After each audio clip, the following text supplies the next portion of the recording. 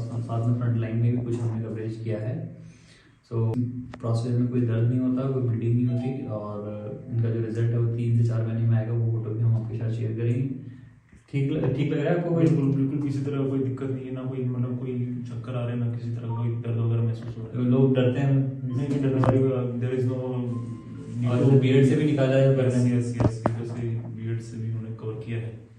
तो ग्राफ्ट जो है हम बियर्ड से भी निकाले हैं, पीछे से भी निकाले हैं, क्योंकि बाल बहुत पतले थे तो बियर्ड से भी निकालने पड़े।